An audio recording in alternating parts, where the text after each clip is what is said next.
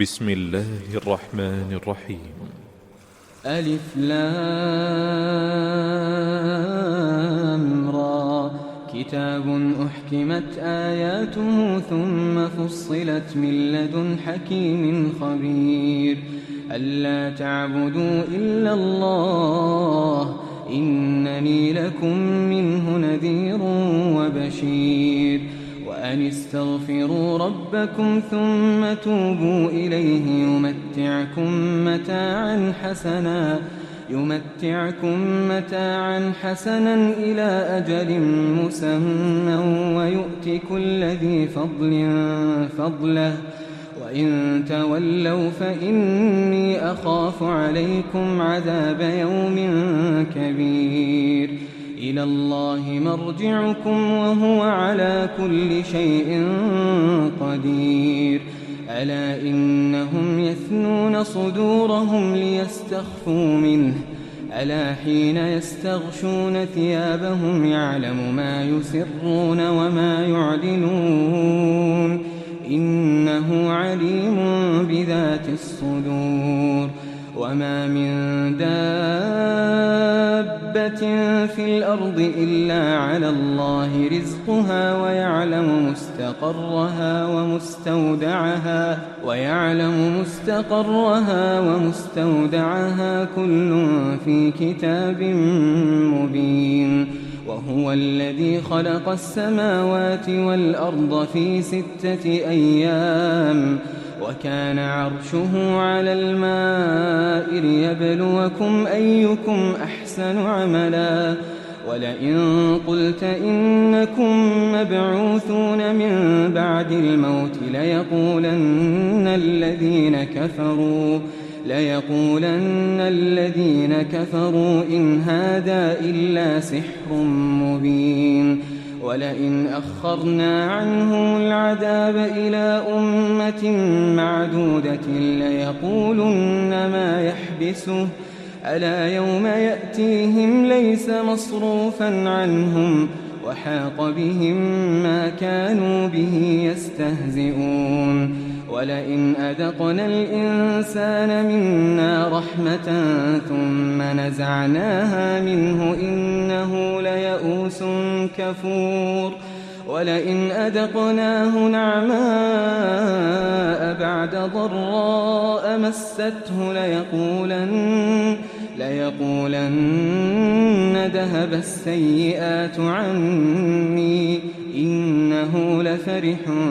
فخور إلا الذين صبروا وعملوا الصالحات أولئك لهم مغفرة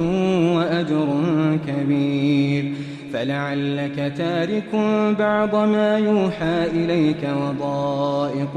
به صدرك أن يقولوا لولا أنزل عليه كنز أو جاء معه ملك إنما أنت نذير والله على كل شيء وكيل أم يقولون افتراه قل فأتوا ب10 سور مثله مفتريات وادعوا من استطعتم من دون الله إن كنتم صادقين فإن لم يستجيبوا لكم فاعلموا أنما أنزل بعلم الله وأن لا إله إلا هو فهل أنتم مسلمون من كان يريد الحياة الدنيا وزينتها نوف إليهم أعمالهم فيها وهم فيها لا يبخسون أولئك الذين ليس لهم في الآخرة إلا النار وحبط ما صنعوا فيها وباطل ما كانوا يعملون أفمن كان على بينة من ربه ويتلوه شاهد منه ومن قبله كتاب موسى إماما ورحمة أولئك يؤمنون به ومن يكفر به من الأحزاب فالنار موعده فلا تك في مرية منه إنه الحق من ربك ولكن أكثر الناس لا يؤمنون ومن أظلم ممن افترى على الله كذبا أولئك يعرضون على ربهم ويقول الأشهاد هؤلاء الذين كذبوا على ربهم ألا لعنة الله على الظالمين الذين يصدون عن سبيل الله ويبغونها عوجا وهم بالآخرة هم كافرون أولئك لم يكونوا معجزين في الأرض وما كان لهم من دون الله من أولياء يضاعف لهم العذاب ما كانوا يستطيعون السمع وما كانوا يبصرون أولئك الذين خسروا أنفسهم وضل عنهم ما كانوا يفترون لا جرم أنهم في الآخرة هم الأخسرون إن الذين آمنوا وعملوا الصالحات وأخبتوا إلى ربهم أولئك أصحاب الجنة هم فيها خالدون مثل الفريقين كالأعمى والأصم والبصير والسميع هل يستويان مثلا أفلا تذكرون ولقد أرسلنا نوحا إلى قومه إني لكم نذير مبين ألا تعبدوا إلا الله إني أخاف عليكم عذاب يوم أليم فقال الملأ الذين كفروا من قومه ما نراك إلا بشرا مثلنا وما نراك اتبعك إلا الذين هم أراذلنا بادي الرأي وما نرى لكم علينا من فضل بل نظنكم كاذبين قال يا قوم أرأيتم إن كنت على بينة من ربي وآتاني رحمة من عنده فعميت عليكم أنلزمكموها وأنتم لها كارهون ويا قوم لا أسألكم عليه مالا إن أجري إلا على الله وما أنا بطارد الذين آمنوا إنهم ملاقو ربهم ولكني أراكم قوما تجهلون ويا قوم من ينصرني من الله إن طردتهم أفلا تذكرون ولا أقول لكم عندي خزائن الله ولا أعلم الغيب ولا أقول إني ملك ولا أقول للذين تزدري أعينكم لن يؤتيهم الله خيرا الله أعلم بما في أنفسهم إني إذا لمن الظالمين قالوا يا نوح قد جادلتنا فأكثرت جدالنا فأتنا بما تعدنا إن كنت من الصادقين قال إنما يأتيكم به الله إن شاء وما أنتم بمعجزين ولا ينفعكم نصحي إن أردت أن أنصح لكم إن كان الله يريد أن يغويكم هو ربكم وإليه ترجعون أم يقولون افتراه قل إن افتريته فعلي إجرامي وأنا بريء مما تجرمون وأوحي إلى نوح أنه لن يؤمن من قومك إلا من قد آمن فلا تبتئس بما كانوا يفعلون واصنع الفلك بأعيننا ووحينا ولا تخاطبني في الذين ظلموا إنهم مغرقون ويصنع الفلك وكلما مر عليه ملأ من قومه سخروا منه قال إن تسخروا منا فإنا نسخر منكم كما تسخرون فسوف تعلمون من يأتيه عذاب يخزيه ويحل عليه عذاب مقيم حتى إذا جاء أمرنا وفارت النور قل نحمل فيها من كل زوجين اثنين وأهلك إلا من سبق عليه القول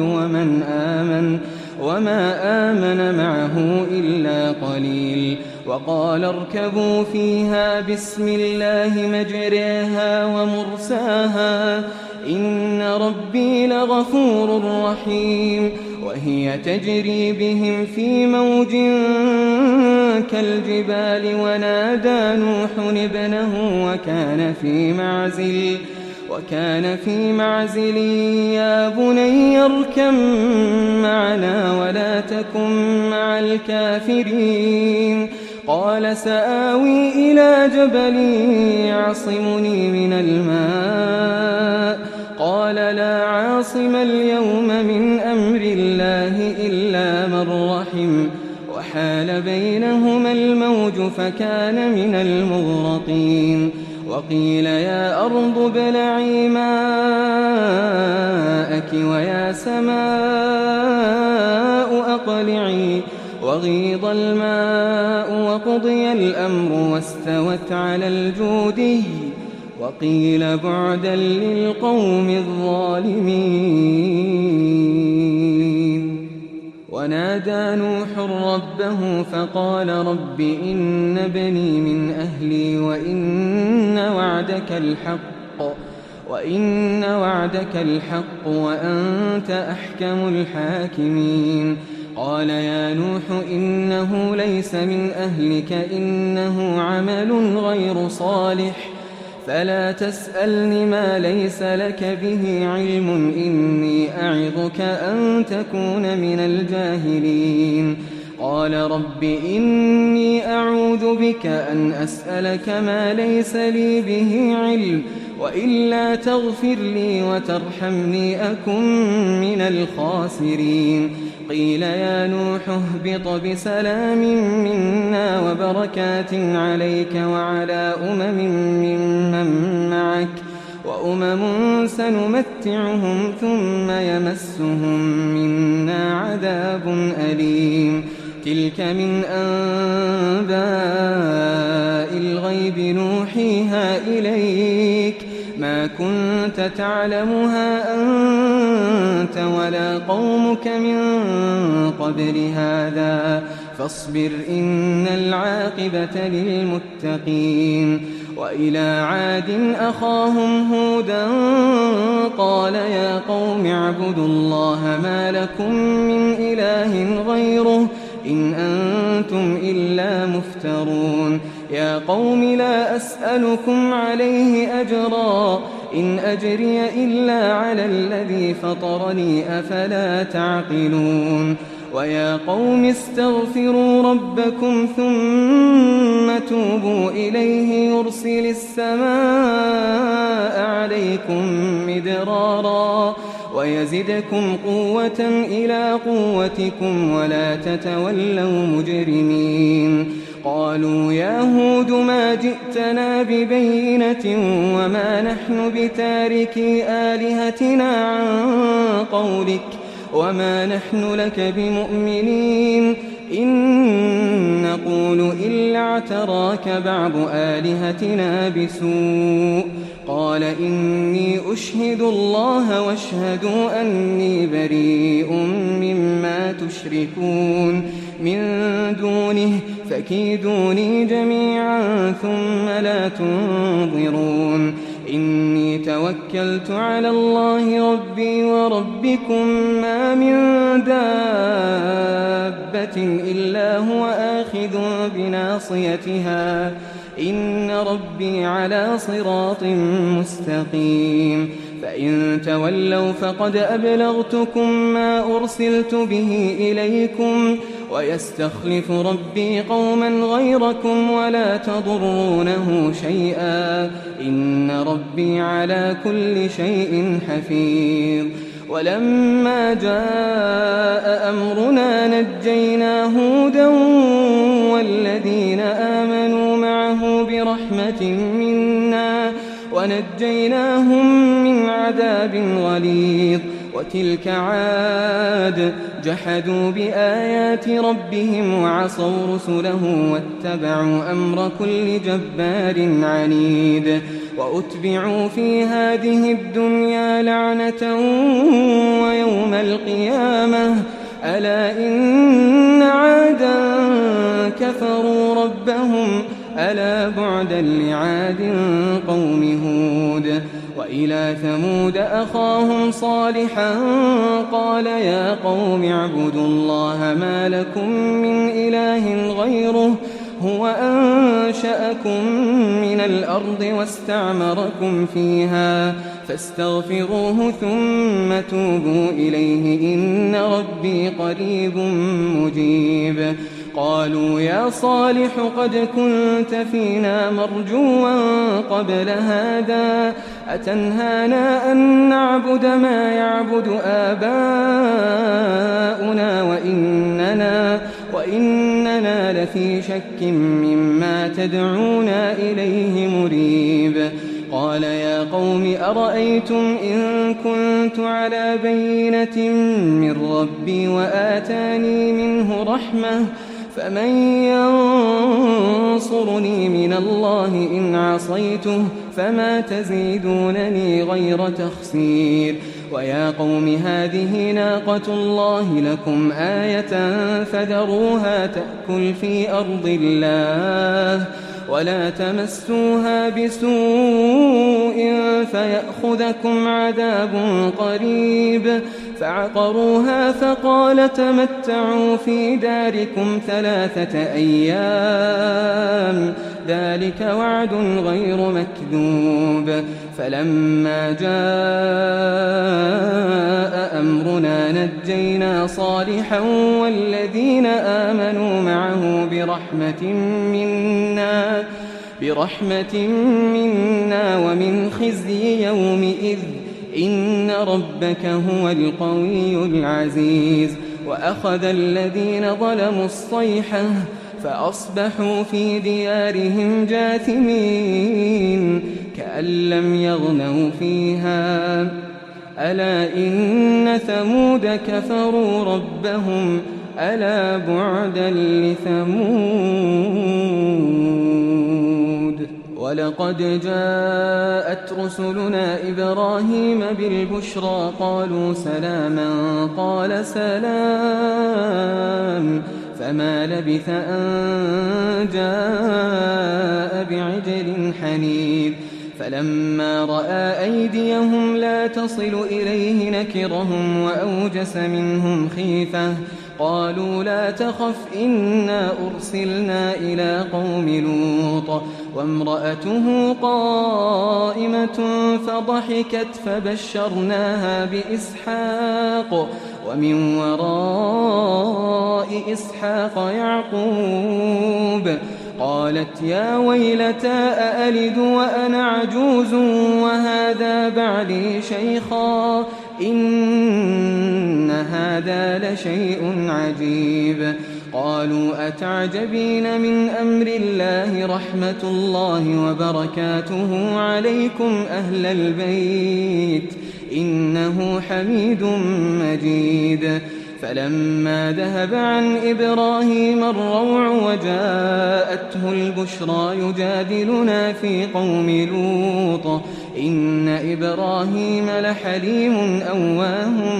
منيب. يا إبراهيم أعرض عن هذا إنه قد جاء أمر ربك وإنهم آتيهم عذاب غير مردود. ولما جاءت رسلنا لوطا سيء بهم وضاق بهم ذرعا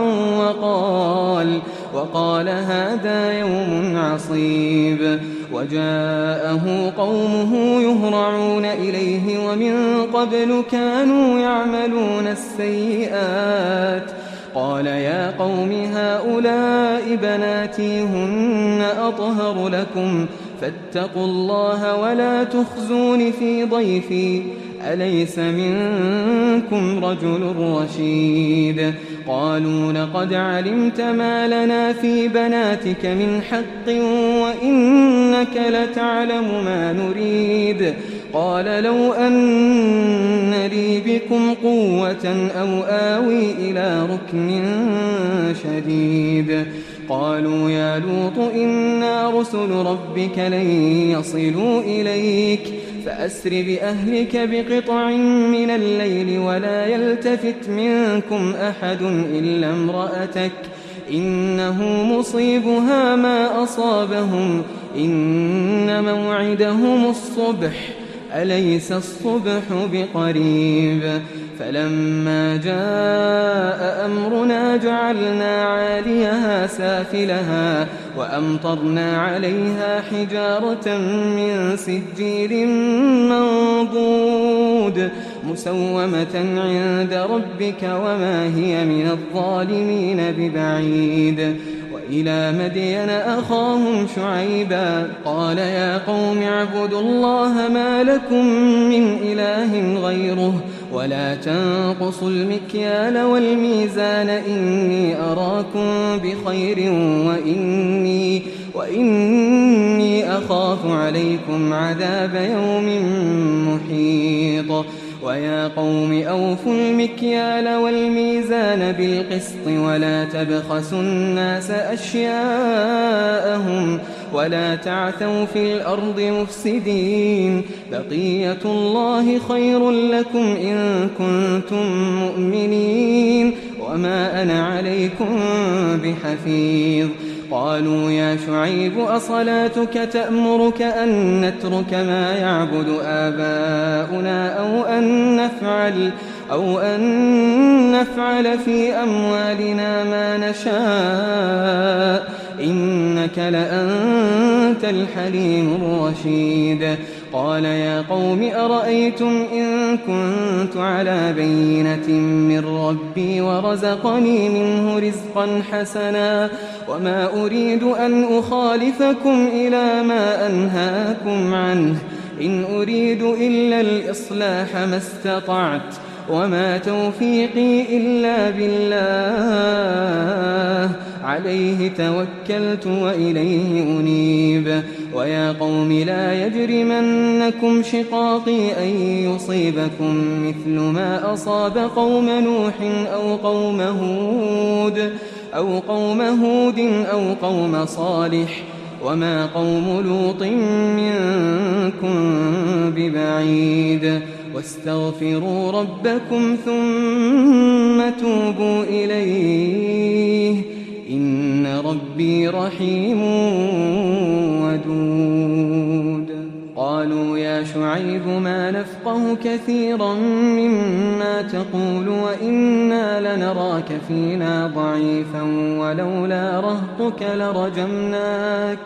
وما أنت علينا بعزيز. قال يا قوم أرهطي أعز عليكم من الله واتخذتموه وراءكم ظهريا إن ربي بما تعملون محيط. ويا قوم اعملوا على مكانتكم إني عامل سوف تعلمون من يأتيه عذاب يخزيه ومن هو كاذب وارتقبوا إني معكم رقيب. ولما جاء أمرنا نجينا شعيبا والذين آمنوا معه برحمة منا وأخذت الذين ظلموا الصيحة فأصبحوا في ديارهم جاثمين كأن لم يغنوا فيها ألا بعدا لمدين كما بعدت ثمود. ولقد أرسلنا موسى بآياتنا وسلطان مبين إلى فرعون وملئه فاتبعوا أمر فرعون وما أمر فرعون برشيد يقدم قومه يوم القيامة فأوردهم النار وبئس الورد المورود وأتبعوا في هذه لعنة ويوم القيامة بئس الرفد المرفود ذلك من أنباء القرى نقصه عليك منها قائم وحصيد وما ظلمناهم ولكن ظلموا أنفسهم فما أغنت عنهم آلهتهم التي يدعون من دون الله من شيء لما جاء أمر ربك وما زادوهم غير تتبيب وكذلك أخذ ربك إذا أخذ القرى وهي ظالمة إن أخذه أليم شديد إن في ذلك لآية لمن خاف عذاب الآخرة ذلك يوم مجموع له الناس وذلك يوم مشهود وما نؤخره إلا لأجل معدود يوم يأتي لا تكلم نفس إلا بإذنه فمنهم شقي وسعيد فأما الذين شقوا ففي النار لهم فيها زفير وشهيق خالدين فيها ما دامت السماوات والأرض إلا ما شاء ربك إن ربك فعال لما يريد وأما الذين سعدوا ففي الجنة خالدين فيها ما دامت السماوات والأرض إلا ما شاء ربك عطاء غير مجدود فلا تك في مرية مما يعبد هؤلاء ما يعبدون إلا كما يعبد آباؤهم من قبل وإنا لموفوهم نصيبهم غير منقوص ولقد آتينا موسى الكتاب فاختلف فيه ولولا كلمة سبقت من ربك لقضي بينهم وإنهم لفي شك منه مريب وإن كلا لما ليوفينهم ربك أعمالهم إنه بما يعملون خبير فاستقم كما أمرت ومن تاب معك ولا تطغوا إنه بما تعملون بصير ولا تركنوا إلى الذين ظلموا فتمسكم النار وما لكم من دون الله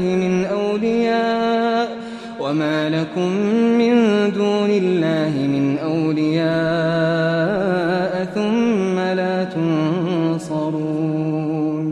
وأقم الصلاة طرفي النهار وزلفا من الليل إن الحسنات يذهبن السيئات ذلك ذكرى للذاكرين واصبر فإن الله لا يضيع أجر المحسنين فلولا كان من القرون من قبلكم أولو بقية ينهون عن الفساد في الأرض